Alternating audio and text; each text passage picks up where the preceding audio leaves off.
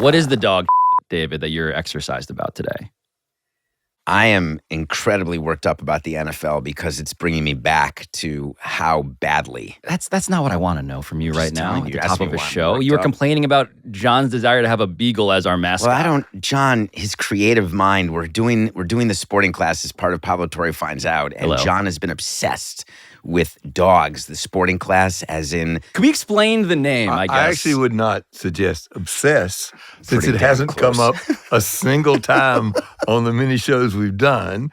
The original punning intent of the name was to suggest sort of best in show, sporting class, Westminster Dog Kennel, but also that, of course, we are providing something of a class in sports business. So it's a sporting class. Yet you were obsessed with making sure that in our artwork there was a beagle, and I'm just not sure. Well, beagle is very important to me from my childhood, where I always had beagles as dogs. As a country lawyer, a humble country lawyer. My favorite being Sugar, who was my companion, about the only person who would talk to me for 2 or 3 years of my life, was Sugar. What goes around comes around. Yeah. And I once had a pair of beagles called Ella and Lewis. And David, what kind of dogs did you have in your... I don't like dogs. Yeah. For the record, if you're not watching on YouTube or the DraftKings Network, John Skipper just spat water out. Well, no, I didn't. I managed not to, but somehow Does that surprise it does not you, surprise John? me that Snidely Whiplash does not have a big old soft beagle at home. I just can't imagine the concept of picking up someone's crap and having them never grow up to be able to talk and be on their own.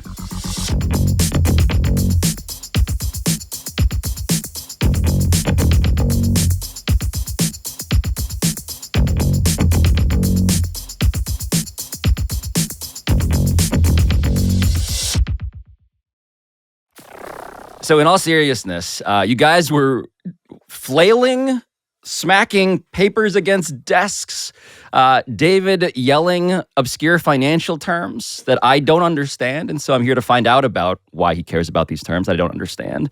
And I want to start with the NFL, because the NFL this week took a vote on a subject that we've covered on this show previously, more generally, but specifically to them, it's about taking private equity investment.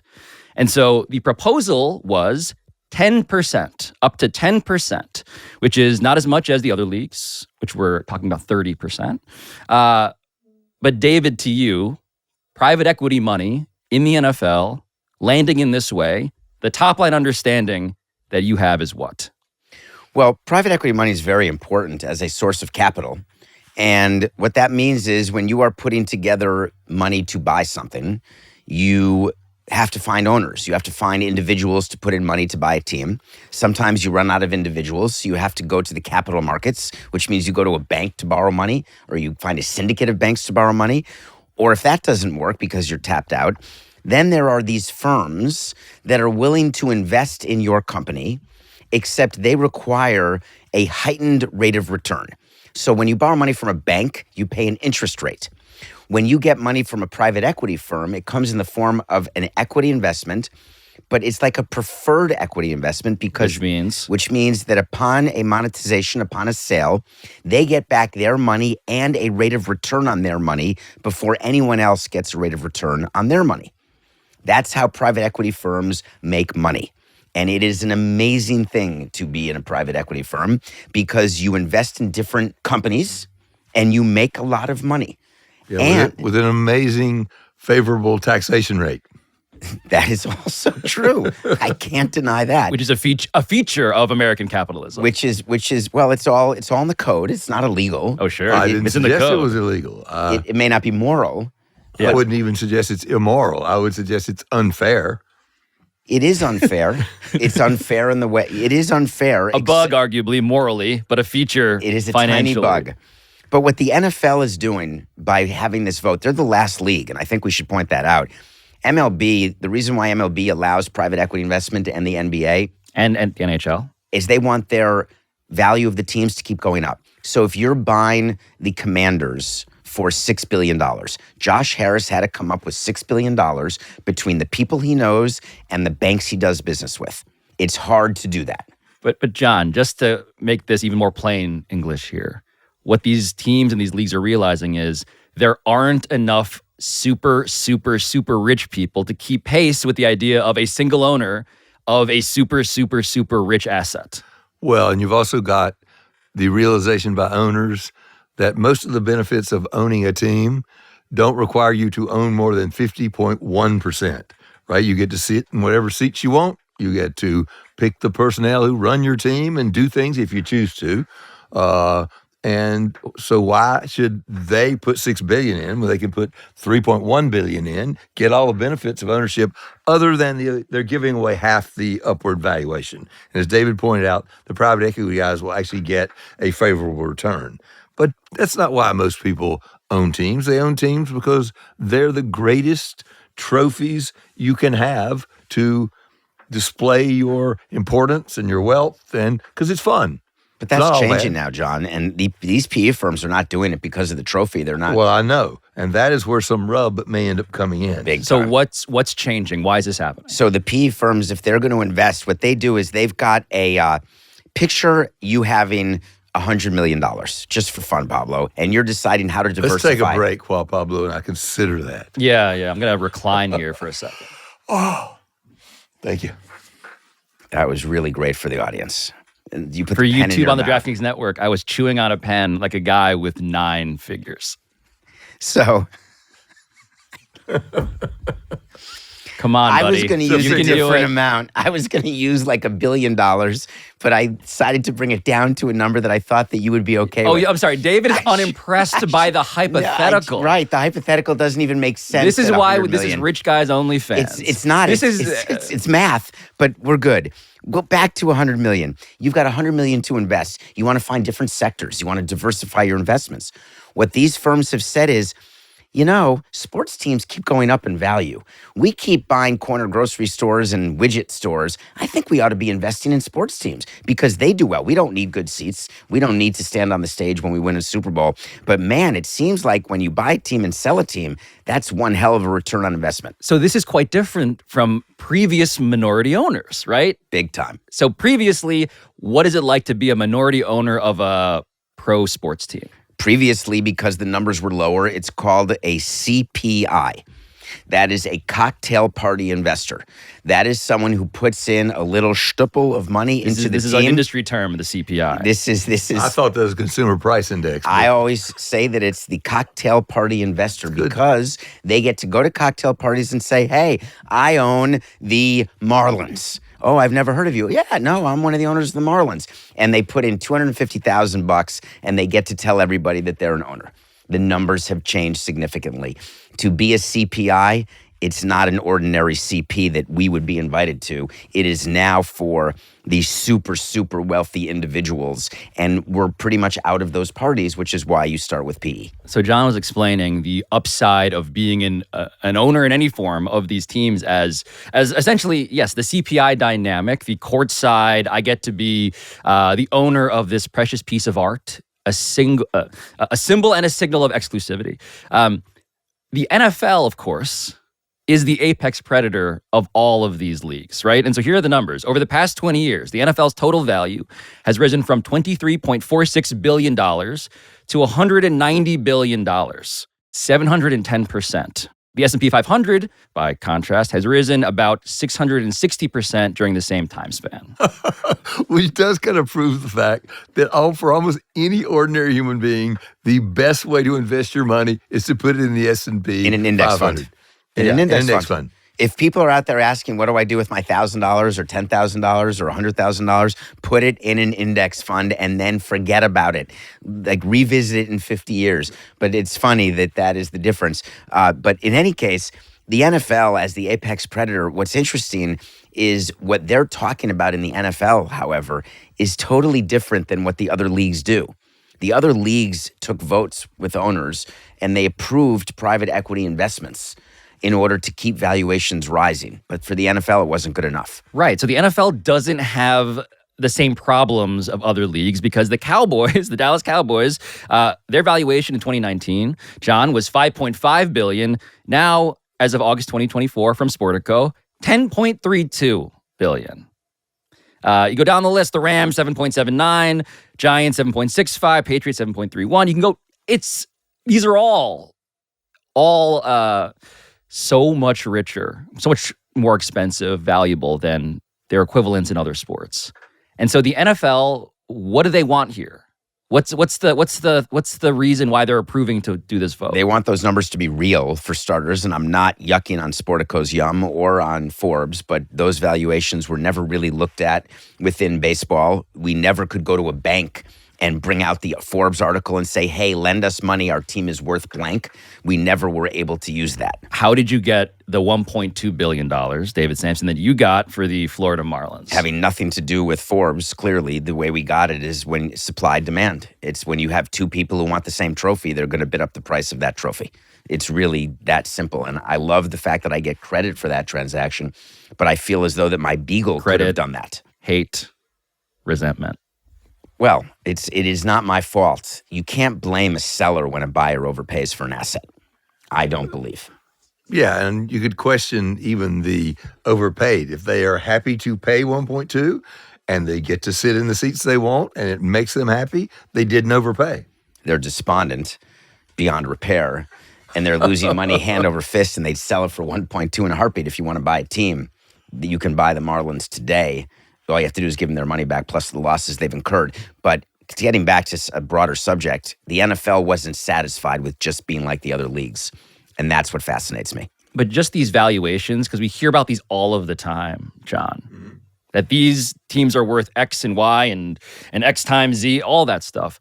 When we talk about valuations, can we just demystify them then? Like, what are they really? Are we repeating numbers that are actually not worthy of repetition? It's not much different than real estate. A building is worth whatever somebody will pay for it. So the valuations are based on some kind of mathematics of past increases or what somebody's recently paid for a team and comparing it to another team.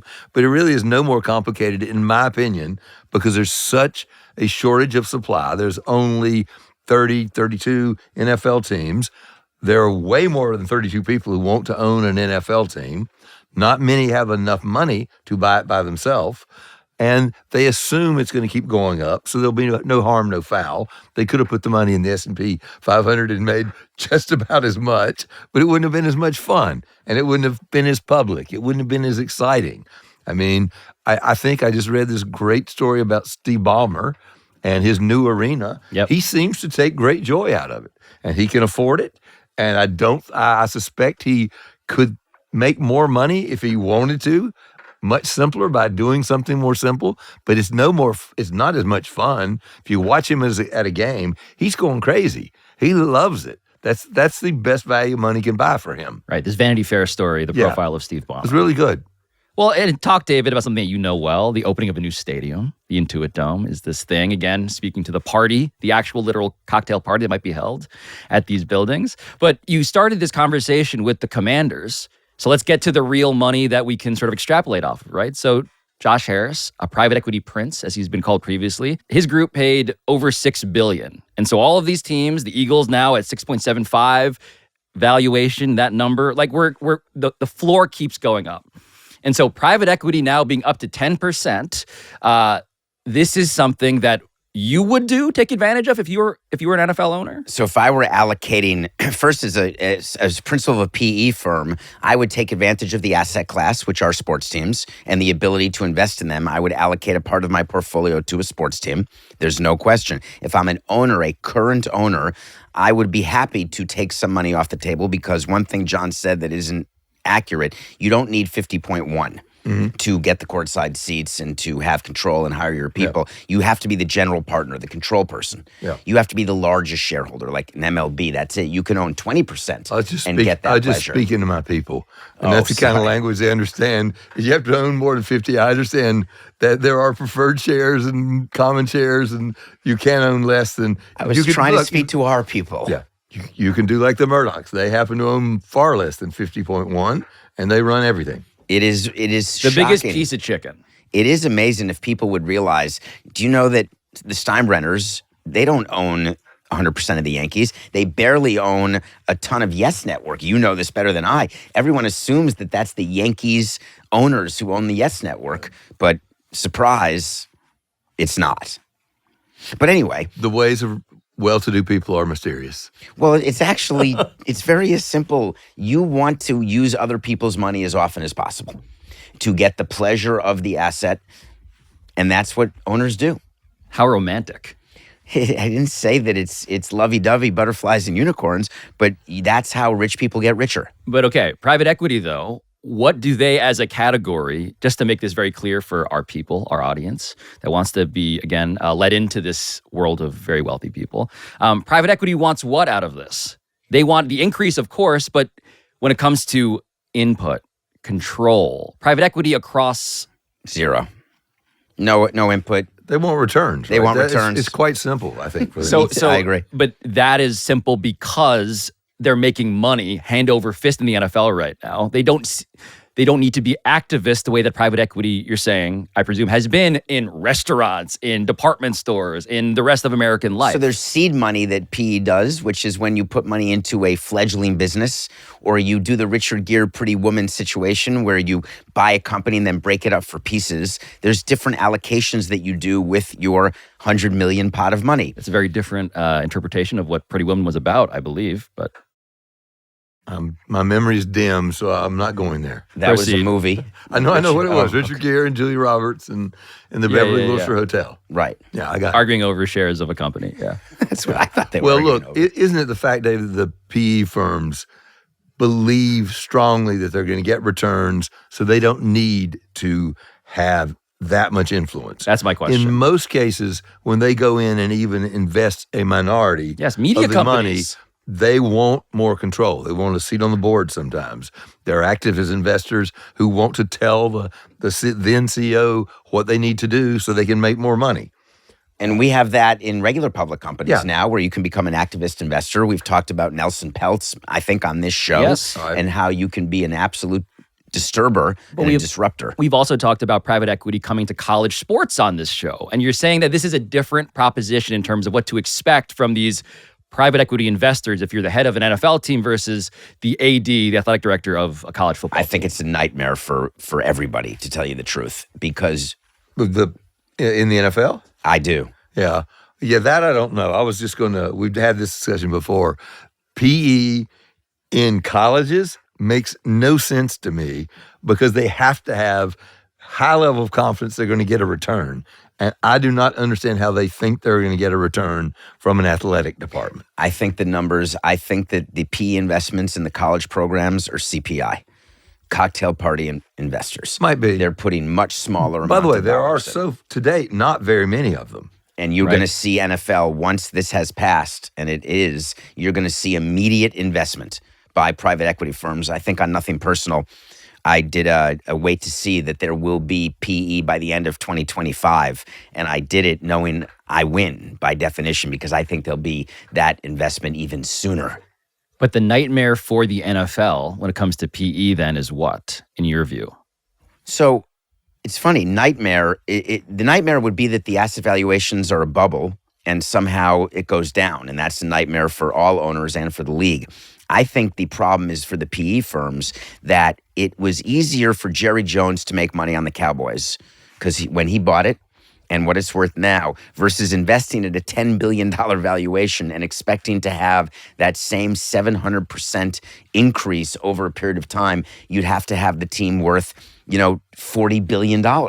Is it possible? I never thought I'd live to see the day an NBA player would make 80 a year, and I think that's coming. So I guess it could happen, but the rate of return is more questionable.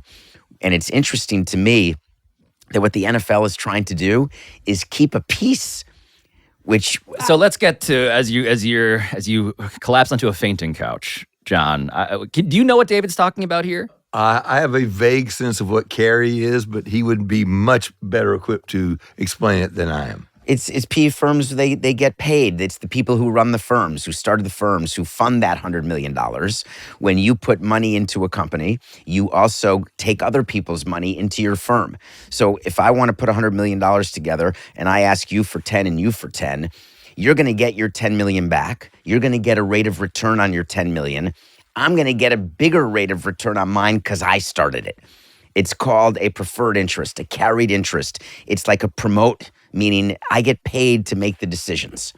And what the NFL is being asked, which is incredible, they are asking their owners to approve that when PE firms invest, when PE firms then monetize and make money because of team sales, the profit the PE firm gets, which gets distributed to the holders of that fund, the operators of the fund, the NFL wants a piece of that profit. The league wants a piece of that profit.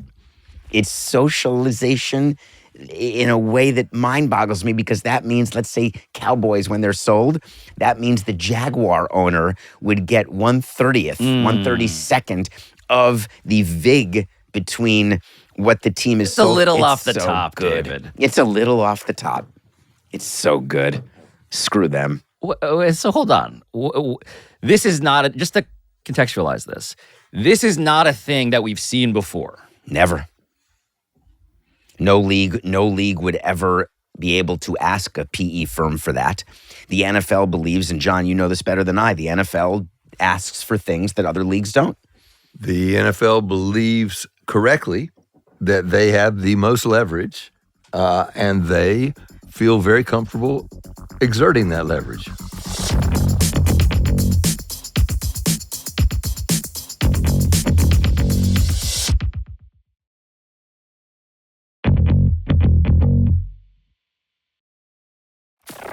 The NWSL is at the different is at a different part of this hierarchy. That's a stretch. It's the difference between a beagle and a German shepherd. The National Women's Soccer League. I don't think the beagle is worth that much more than the German shepherd. Clearly, it's in the hierarchy of doggage. The beagle is at the top. That's funny. I had it the opposite. I know. I don't know anything about dogs. I was trying to say that the NWSL is it's a rounding error for the NFL. Right, and John has... I think you're talking about a Schnauzer and Godzilla. So it's really the difference. The Schnauzer has a new CBA, is what we're saying here. And on one level, this is exactly what media types like me have been clamoring for from American sports for a while, which is abolish the draft. You know, David is aghast at the idea that people would have called for such a thing, but as somebody who hates socialism, of course, this has been a common argument among media types. John, previously, by the way, on this program, has laughed as well at the idea of abolishing the draft, because the draft, of course, is a television program that's very popular. The NWSL is a relatively new league that had been, I believe the term is scandal-ridden in previous years.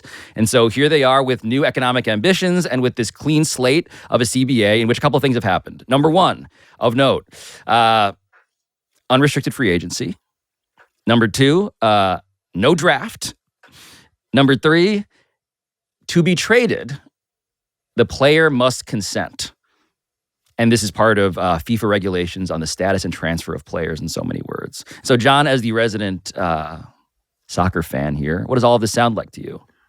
Well, it sounds to me like a league that is beginning to find its footing is doubling down on some changes and hoping that it will move them forward faster. I do believe it is some reaction to the fact that the best women's club soccer now happens in Europe and not in the United States.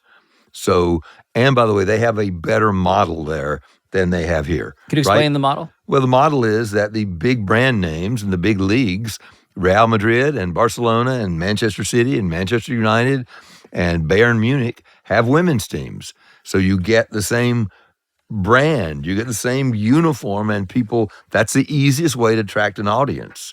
And since in this country, the MLS has not yet emerged as one of the top leagues in the world, I'm sorry to say, I always felt good supporting it going that direction. They chose not to have that model. The NBA tried this model with the WNBA, which over time would have been the better model, which is right. They're the New York Knicks. There's a women's team and a men's team, and they have the same licensing, and there's value in that. And From a branding perspective. From a branding perspective, and from a business perspective, right? There's one reason that women's college sports works is they're wearing the same uniforms. So Notre Dame fans like the Notre Dame's women's team and the women's basketball team. You wouldn't start college basketball teams that didn't have the same name and colors. And anyway, I'm off the subject a little bit. No, but that's interesting because it speaks to the decisions you can make as a relatively new league trying to compete globally. So they're clearly trying to create a bit of a splash, saying we're doing things different. This will create some advantages and disadvantages. The draft, for instance, is a mechanism to try to create parity, right? That's why the big leagues in the United States want that. And there's no such thing in European football. They don't have a draft because they don't really much care about parity. They're okay if Real and Barcelona win every year, if Bayern wins every year, and if Manchester City wins every year. They're mostly okay with that. And in fact, the business of college football is better if Alabama and Georgia and Southern Cal and Texas and Ohio State and Michigan win every year. That's better business. So I would like to just ask, rhetorically, maybe to myself, does this not smell of such desperation for a league to do this? What is it that they are solving for? Are they solving to somehow get past the fact that their salary cap is going to rise to $5 million by 2030, their minimum salary is going to $80,000 by 2030, and that now there's player empowerment to a degree that is just unacceptable? And then on top of that, you've got a situation where there's no more parity, which means you are trying to create a super league without the existence. We're trying to create a non-parity league. But it's not a super league. A super league would be there'll all be the teams haves are and the great. have-nots. Yeah. No, you're not creating a super league. You're creating super teams in a league because that's what people follow. I'm not sure. Maybe they're trying to solve for, gee, we're not paying you a lot of money, but you can leave anytime you want. I can't trade you if you don't want. I think it's player empowerment that they're trying to put in place that to some extent is a offset of, I know you're not making very much money, but man, you've got a lot of freedom. You can do what you want. And by the way, they will end up ultimately, because you have a salary cap. If you had no salary cap, then what you'd be solving for is, we're going to be the greatest women's sports league in the world because American owners are going to spend the most money, get the best players, and we'll have the best women's sports league in the world. It doesn't actually solve for that. The salary cap confounds that as opposed to supports it. Yeah, I happen to think they just did this as a direct result of Bob Iger. I actually think that he is the person responsible for this collective bargaining agreement. I think that the NWSL was so pleased to have him and his wife, Willow Bay, invest in the NWSL at the valuation that was so off the board. It was 4 standard deviations away from where teams were worth, is where they invested a $250 million franchise value. Yeah. Absurd.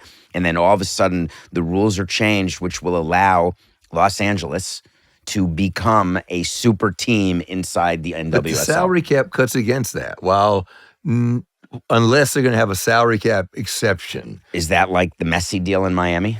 Well, I think it raises the question of how American teams fight and compete with those European clubs. Can you compete for the best talent in the world, right? That seems to be the direction that a $250 million valuation, John, is gesturing towards. It would seem to, but again, I'm puzzled only because the salary cap cuts against that.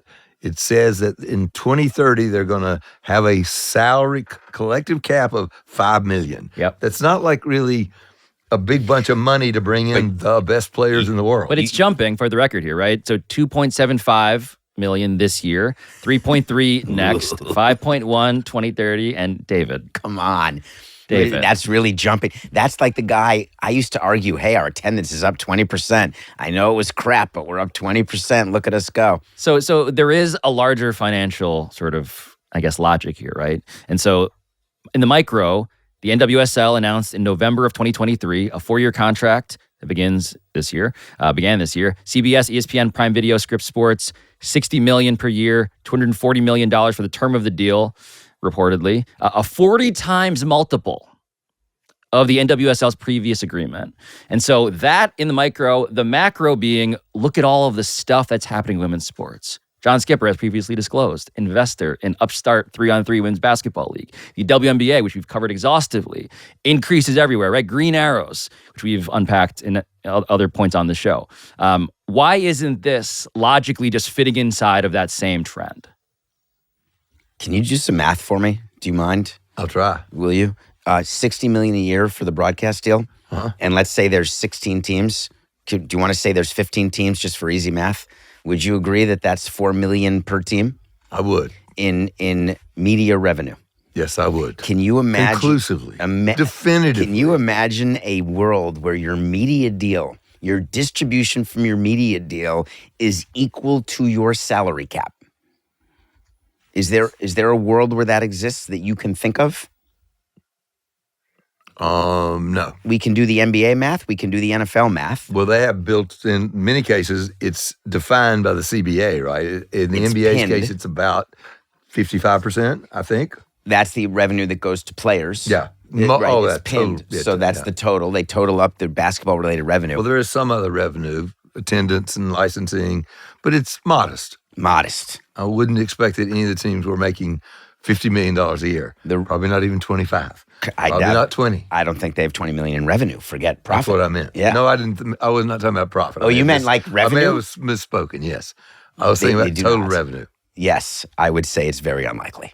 So the idea of the NWSL, America's foremost women's soccer league, adopting the European model, which works again for the highest levels of soccer in Europe. This is a bad idea, is what David Samson is landing on? I'm not sure. It is possible that they simply think they're doing a socially progressive thing. Right? They're giving players more freedom. They're giving them more, maybe. That's so nice of them. That really is nice. Is that because of all of these scandals and the fact that they would sexually harass and abuse players before and they want to change their reputation? So they did it and manifested it through a CBA? Well, to be fair, the new management group has clearly become more organized. They have cleaned up many messes, and they have some momentum. So I think somehow they must believe this is helping them extend the momentum, move forward. Ultimately, any commissioner's job is to create more value for their owners. That's who, right? And so I think it's Jessica Berman. Jessica Berman I think she's doing something that will create more value in the long run for the owners. And maybe she's also addressing the player concerns, which is we want to play in this league, but we want a different set of rules. What David is detecting, though, is that this is defensive. This is a defensive maneuver by a league that has lost the trust of the players they negotiate with. That's all you read about these days, is the fact that the league's reputation had gone to zero. They're trying to rebuild it. And step one, bring in Iger. Bring in, a corporate titan. Bring in someone who's willing to invest at a valuation never before seen. Then don't worry, we're going to make it so it's going to be worth it. Your investment is going to pay off. And to do that, we need a CBA, we need labor peace, and we need rules within that CBA that will advantage your team. We'll find out because we'll see what franchises sell for and we'll see what values happen. So this is a very easy one for us to follow up on.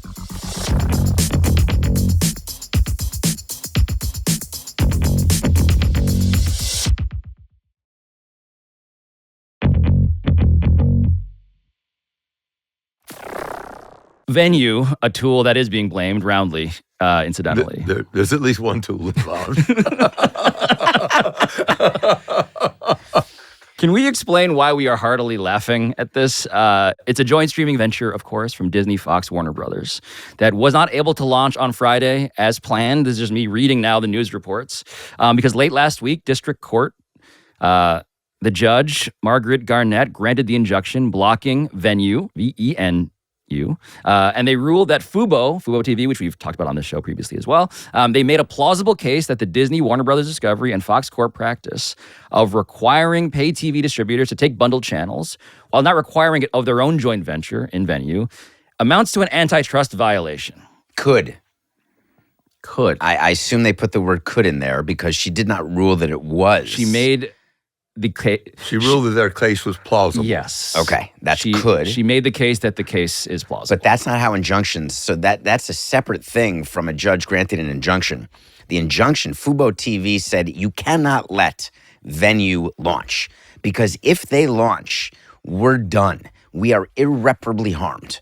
We're screwed in perpetuity. Your Honor, stop this from happening. And if you don't do it right now, we're in trouble.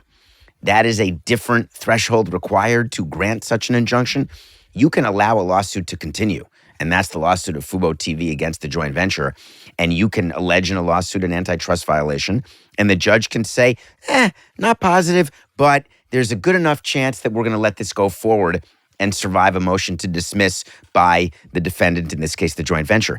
But this judge went even further and said, not only do we think the case should go forward, but also you can't launch while we're doing the case because we think that if you launch Fubo TV, we agree with you, you're going to be irreparably harmed. That's a major decision by the court.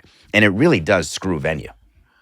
Yeah, this thing was tarnished at the beginning when they deliberately obfuscated about what it is. Oh, it's a sports bundle. It's not a sports bundle. Can you remind us? It is a collection of networks and cable channels that has a sporting event on it, right? Because it does include Fox. They have the NFL. They have a lot of sports. Includes True TV. They have very few sports. But that's what it was. So that's how they got away with, we're doing a different bundle here. Because we don't include the Disney Channel because that doesn't have sports. We don't include other channels because they don't have sports. But it's a sport. They said it was a sports bundle. And then they pretended, and it was deliberately put together with an eye towards not creating more cord cutters.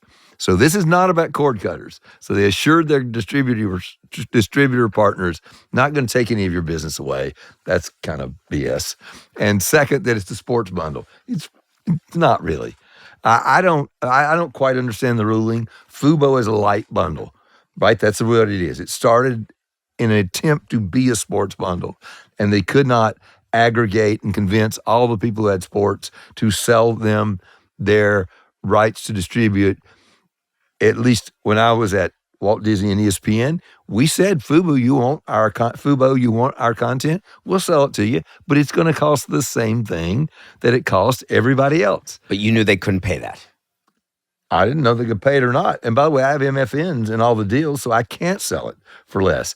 And I assume in Venu that they're charging themselves the same thing they charge Comcast and DirecTV because they have to. A most favorable nation clause, MFN. Yeah.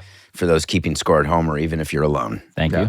That just means that what you charge the goose, you got to charge the gander. I don't think that helped explain it. Really? You have to do the same deal with one company as you do with another company. You well, cannot if you have a most favored nation clause, lots of people don't, right? It is often the case that the large distributor gets more money than the small distributor. We had one price, and I assume that Fubo TV had to pay the same price. They're angry. Their business has struggled. They're a light bundle now. They have had some success. I mean, I forget how many subs they have. They have a couple million subs. But it has not been a runaway hit.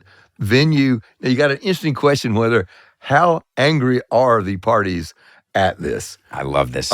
Because I don't think it's a particularly, at 40, I think it was $42.95, it's not a particularly great deal. Fubo TV, by the way, second quarter of 2024 had around 1.85 million paid subscribers worldwide. I would call that somewhat close to 2. That's very which close, is John. a decline from the over 2 million subscribers from the end of the previous year. So hence you see why they are aggressive in their lawsuit.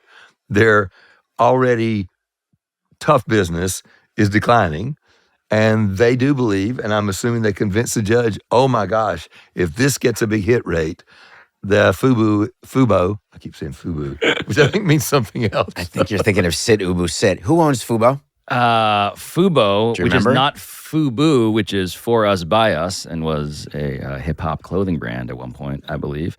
In the months following the merger, John Textor, again, super real-sounding name, sure, that guy's a guy. He resigned his post as executive chairman, and the company named former Warner Music Group chairman Edgar Bronfman Jr. as executive chairman of the board. What was Edgar Bronfman doing these past few weeks? Well, Edgar trying to buy Bronfman was Paramount. trying to buy Paramount and just gave up that bid, handing Paramount over to Skydance. Now, why Edgar Bronfman? Edgar Bronfman would have an interest in Paramount as the chairman of Fubo. Paramount not in the joint venture. Him on one side fighting to the death as part of Fubo to stop this joint venture while putting together a bid to purchase the company that was not invited to be part of the joint venture.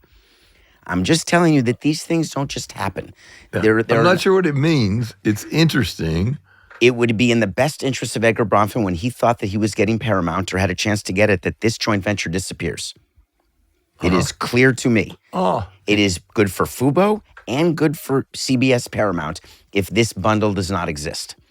And I do believe, on a side note or a front note, this lawsuit, this is the end of the joint venture. I don't believe Venu will ever launch. I believe that Warner will walk away as they wanted to and would like to, even though they are protesting publicly. We're going to fight it. We're despondent. I think actually the board of Warner would say, all right, let's move on. I think it certainly likely that this does derail the product, because I've always thought this product overwhelmingly benefited the Walt Disney Company.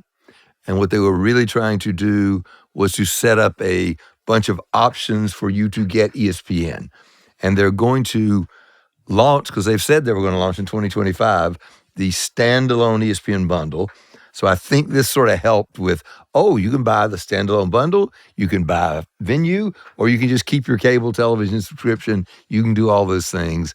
And now I'm not sure they need this middle step. And you've noticed that ESPN has been clear. They've said, listen, Venu, no Venu, we're doing DTC, direct to consumer. We're making sure that you've got a product that's going right to you. Well, this is a pretty irrelevant venture compared to taking ESPN direct to consumer. And that's why I think. And now they're going to concentrate on that and probably not spend a lot of time, effort, and money fighting this. Though I don't know. I'm somewhat skeptical of the judge's ruling that this really is. I don't understand antitrust. Judges don't enough. like their injunctions being overturned. I can promise you that. Yeah. It's not a good look for them. Can I ask John, though, if we're going to, and this is just a breadcrumb on the way to another future episode, but the idea of ESPN going DTC, as the president, formerly of ESPN, this must have crossed your transom at one point, and your position then was simply, doesn't make sense economically right now. Yeah. And I think now it's imperative. I think the cable television decline is rapid enough now that they have to go, because they can't afford not to have 90, 100 million households getting ESPN. And it's down to 60 something from 90 something at one point, and it's declining faster than ever. Say what you want about Murdoch and their family and the insanity of it all. They did not spend $1 on a streaming service, on building out any DTC, anything. They are waiting for the market to develop, to figure out where things are going to land. And believe me, Fox will need something along those lines. There will be some sort of consolidation. And they were basically laughed off the table when they didn't do anything, but it really ended up being a smart move. Well, I've many critical things to say about the owners of Fox, but one of them is not that they don't understand how to make a lot of money. They do. They sold at exactly the right time a collection of assets. Yeah. And were they able to foresee this? But the broadcast networks have a more robust future than was thought at the time. So they kept Fox News, which still, and Fox News will be fine no matter what happens. That's our problem, not theirs. And Fox Broadcast Network is probably worth more than ever. So they bet on a channel and the broadcast channel, and they were right.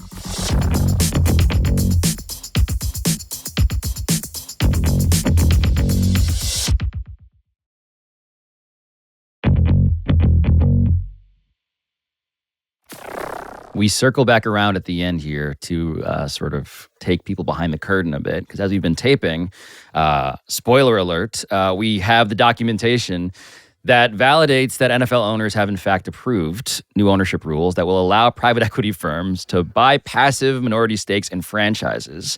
For those scoring at home, the firms involved in late-stage discussion over the past few weeks, and this is just true top-tier Rich Guys Only fans content to know these names: Arctos Partners, Ares Management, Sixth Street, as well as a consortium of Blackstone, Carlyle Group, Luxembourg-based CVC, and Dynasty Equity. And what does that do for the fluttering of your heart, David?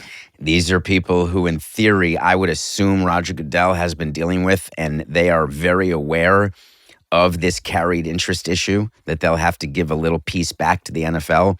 I would assume they've already approved it. I would assume that's how they got into this fund of funds, these 7 amazing companies that are allowed to spend billions of dollars of their assets on NFL teams. So all of this is going according to exactly how Goodell wanted. Yeah.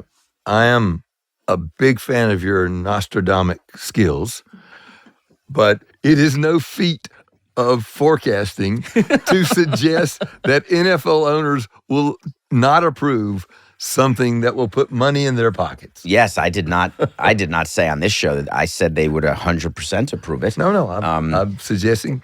Thank you. I'm giving so much, you credit John. for being That's right. Very nice. Really. To suggesting that was not a hard prediction. My whole I think the self-worth sun is based on you. I think the sun will come up tomorrow.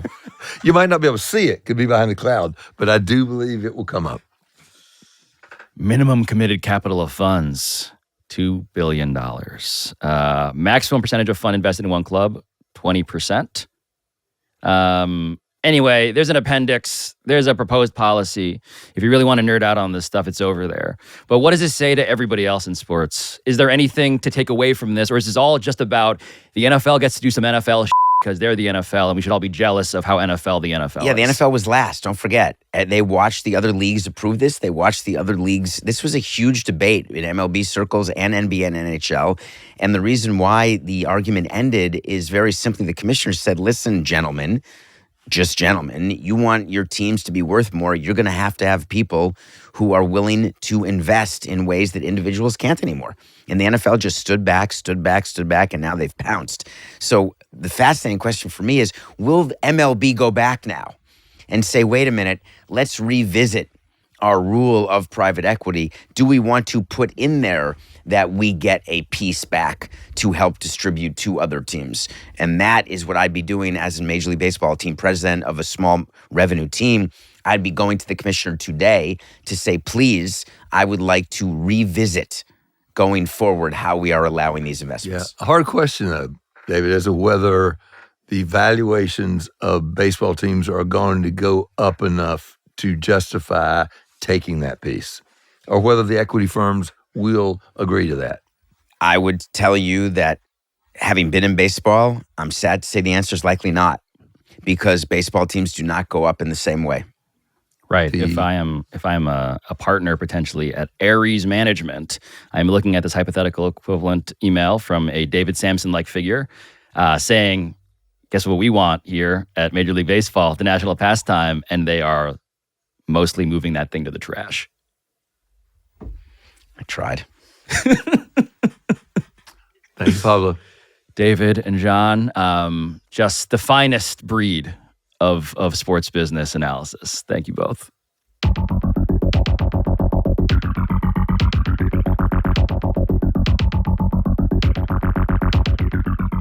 This has been Pablo Torre Finds Out, a Meadowlark Media production. And I'll talk to you next time.